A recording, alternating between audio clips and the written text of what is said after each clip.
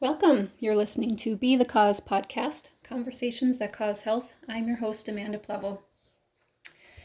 For this week's episode, I had a longtime client who we will call Mark reach out to me over the week by email. And he told me the story of just suffering that he had watching his parents who both died of cancer. And so he didn't have cancer. He didn't have a diagnosis of anything the like. And he was basically just wondering, what do I do for myself if both of my parents died of cancer? And it led me to have a very real and really cool and interesting conversation with him. And it kind of ties back to just a whole tentative belief that I have anyway. So it made me think of this book that I'm reading called The Song of the Cell. It's a thick book. It is not a fast read, but I happen to love cellular biology. And so if that's your cup of tea also, you might really like that book. But it just emphasizes my love for cellular biology. And this book goes into talking about, it's kind of a history of everything that we've learned about the cell, from the very first introduction to it to present day. But he says something in there. He said it is the cell's autonomy. No, sorry. It is the cell's anatomy that makes their autonomy. And I thought it was really interesting. And what that really means is that there is a whole makeup, a whole city, a whole community within every single one of our vast community of cells in our body. And the fact that they have everything they need within themselves allows them to be a strong, viable, significant, and valuable part of the tissue that they make up, or the gland, or the organ, or the whole body in general. And that just, it brings it back to this basic fundamental idea that I have, that it's not so much then about trying to cure or treat or heal a disease or any name of a disease. And it's not to prevent any disease either. I fully believe that if we work to create the best environment that we can, so that these autonomous cells have everything they need to remain high functioning, that really ends up being what our goal and mission is. It isn't about seeking after the cause of disease or how do we cure a disease. In my mind, I think we need to put more attention on how do we cause more vitality so that our outcomes of health and a sense of well-being can be different. The author of The Song of the Cell also says, he talks about homeostasis, and we've heard this word in multiple places. I'm sure you've heard it as well. But homeostasis being that sense of balance.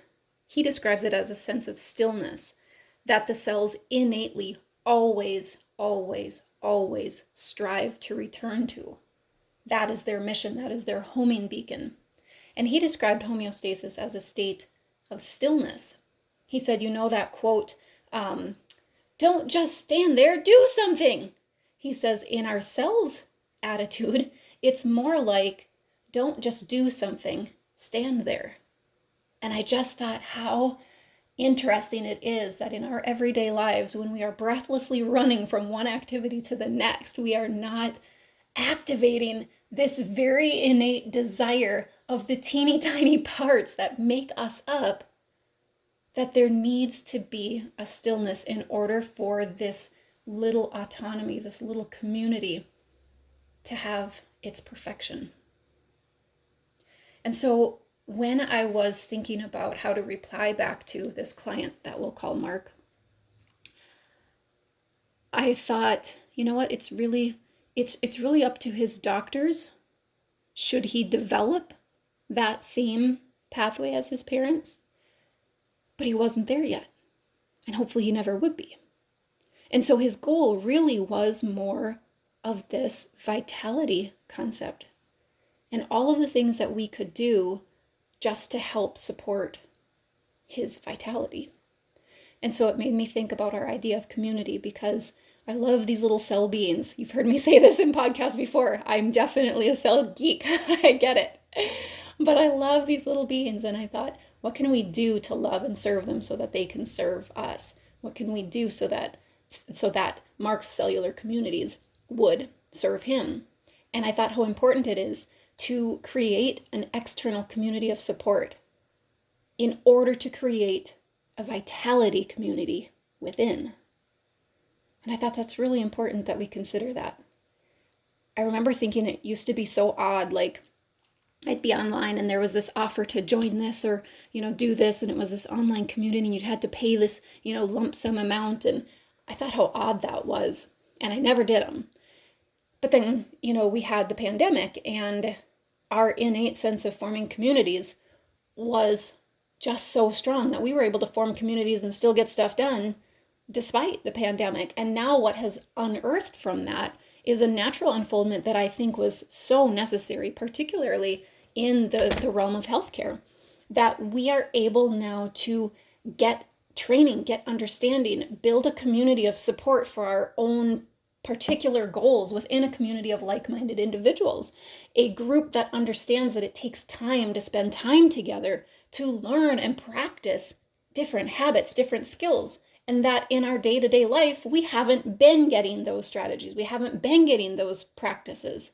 And so it might mean that we have to extend outside of our comfort zone and find a community that maybe that it's online, because how are we going to talk to somebody that's far, far away in a regular, daily or weekly or monthly platform?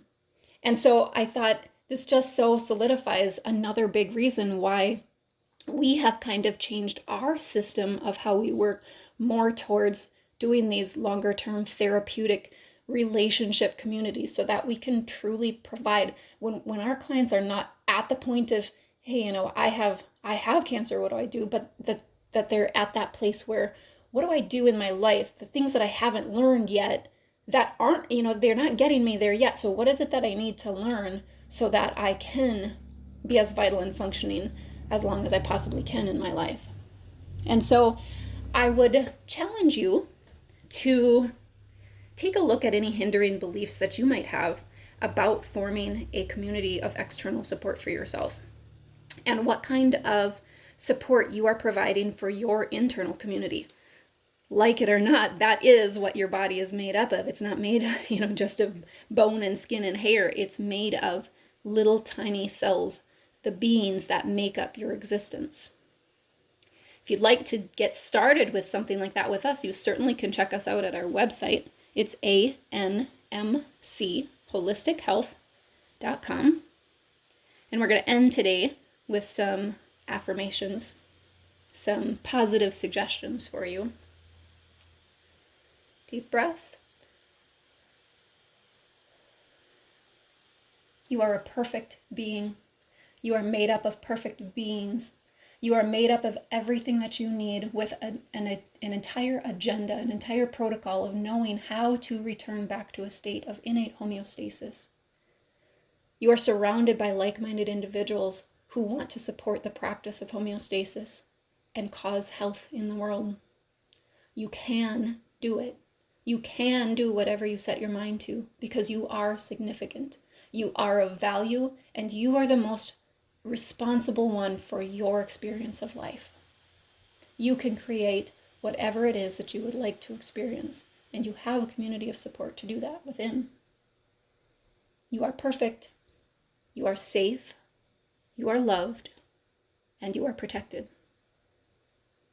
Thank you for joining the conversation. I encourage you to keep having conversations of your own and go out and cause health in your world.